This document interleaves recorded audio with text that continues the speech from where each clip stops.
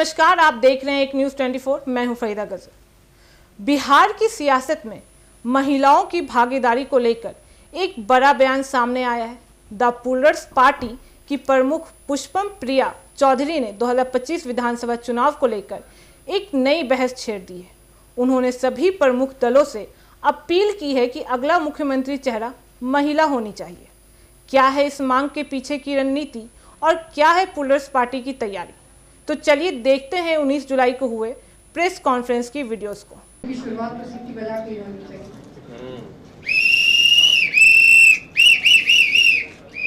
बहुत सारी बातें आप लोगों को बता दी गई हैं। सबसे पहले तो आप सबका यहाँ पे स्वागत करना चाहूंगी। आप लोगों से मिलने का मौका मिल रहा है, अच्छा लग रहा है। आप लोगों को भी जानने का मौका मिल रहा है। कुछ बातें घिसी पिटी हैं, लेकिन मुझे लगता है कि फिर से बताने की जरूरत है। कुछ लोगों को याद होगा, भली बात याद होना चाहिए। आप लोग तो मीडिया के प्रबुद्ध लोग हैं। 2020 में 8 मार्च को जिस दिन इंटरनेशनल महिला दिवस था, उस दिन आप लोगों को हमारे बारे में पता चला। पुष्पम प्रिया चौधरी हमारा नाम है। हमने एक पार्टी बनाई जिसका नाम था पुलर्स पार्टी। हम लोग तो छोटे दल हैं, इसलिए ये सारी बातें एक बार फिर से बता देना चाहेंगे। और सबसे अधिक सीटों पे हमने ही चुनाव लड़ा। बिहार के इतिहास में, बिहार के राजनीतिक इतिहास में सबसे अधिक सीटों पे जिस पार्टी ने चुनाव लड़ा, वो पार्टी आज आपके सामने है। सिर्फ इतना ही नहीं, सबसे कम दिनों में चुनाव लड़ा।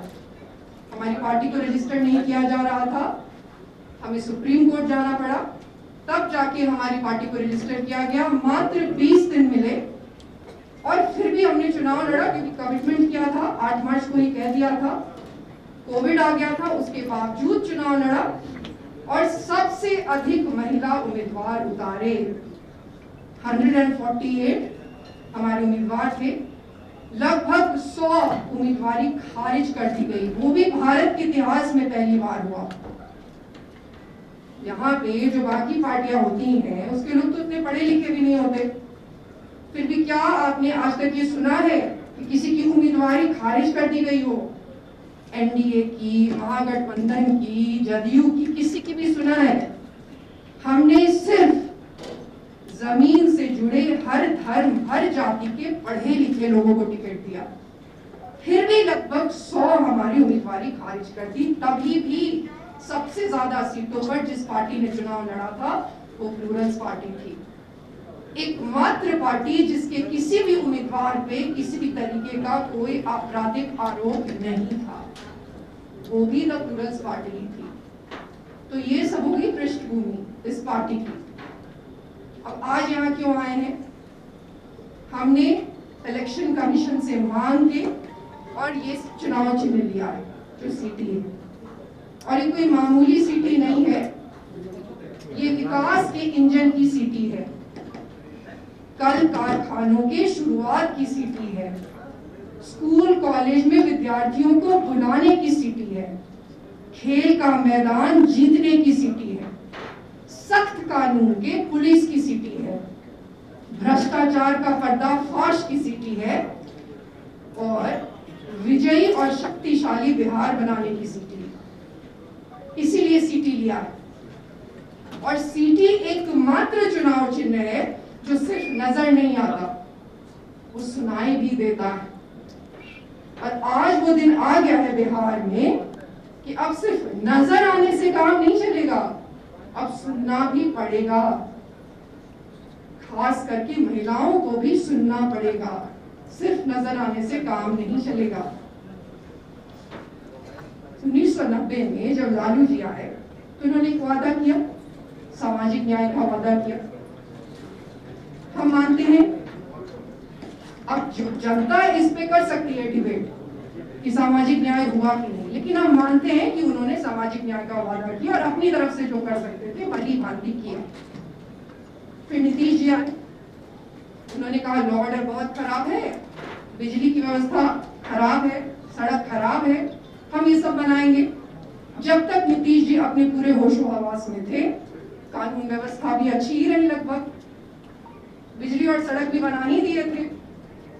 आज हम यहाँ पे वही वादा कर रहे हैं जो हमने 2020 में किया। सबसे पहले बिहार में अगर इंडस्ट्रियलाइजेशन शब्द का किसी ने प्रयोग किया तो वो हमने किया। उससे पहले कभी भी बिहार में उद्योग लगाने पर चर्चा ही नहीं होती थी। हम ही ने एक कैंपेन किया था जिसका नाम था लेट्स ओपन बिहार। हमने घूम घूम के वो सारे कारखाने दिखाए जो इन्होंने बंद कर दिए। अब तो सब कह रहे हैं कि होगा। सिर्फ हम लगा सकते हैं इंडस्ट्रीज यहाँ पे, ये लोग लगा ही नहीं सकते। हमने तभी भी कहा था कि सभी जिले में स्पेशल इकोनॉमिक जोन्स बनाएंगे और कम से कम 5000 एकड़ में वो होगा, तभी बिहार बदलेगा। और कितना भी ये लोग बदलाव का नारा कर ले, बिहार बदल ही नहीं सकता। हमारे अलावा कोई इंडस्ट्रीज लगा ही नहीं सकता। और ये तो और भी नहीं लगा सकते क्योंकि हमारे बहुत ही दबाव बनाने पे 2020 में माननीय मुख्यमंत्री जी ने कहा कि यहाँ तो समुद्र ही नहीं है तो कैसे लगेगा। एनडीए के जो उस वक्त में काफी बड़े नेता थे, अब जीवित नहीं है, काफी बड़े नेता थे, उन्होंने भी कहा कि समुद्र ही नहीं है, लैंड लॉक्ड है। और आजकल खुद को पढ़ा लिखा बताने वाले जो लोग आए हैं नए नए, जिनको इकोनॉमिक्स की बेसिक जानकारी भी नहीं है, वो भी कह रहे हैं कि लैंड लॉक्ड नहीं है। बिहार लैंड लॉक्ड नहीं हो सकता। हम देश नहीं है, इंटरनेशनल बॉर्डर्स होते हैं जो कि लैंड लॉक्ड होते हैं। हम राज्य हैं, हमारे पास वेस्ट बंगाल है कि नहीं है? कि हम अलग देशी हैं क्या? ये मामूली जिसमें समझ नहीं है वो बिहार नहीं बदल सकता। तो यह थी पुष्पम प्रिया चौधरी की बड़ी मांग, जिससे उन्होंने महिला सशक्तिकरण को चुनावी एजेंडा में प्राथमिकता देने की बात की है। अब देखना दिलचस्प होगा कि एनडीए और इंडिया गठबंधन पर इस पर क्या रुख अपनाते हैं। ऐसी ही तमाम खबरों के लिए देखते रहें एक न्यूज़ 24। हर खबर सबसे पहले सबसे सटीक। वीडियो को लाइक करें, शेयर करें और चैनल को सब्सक्राइब करना ना भूलें।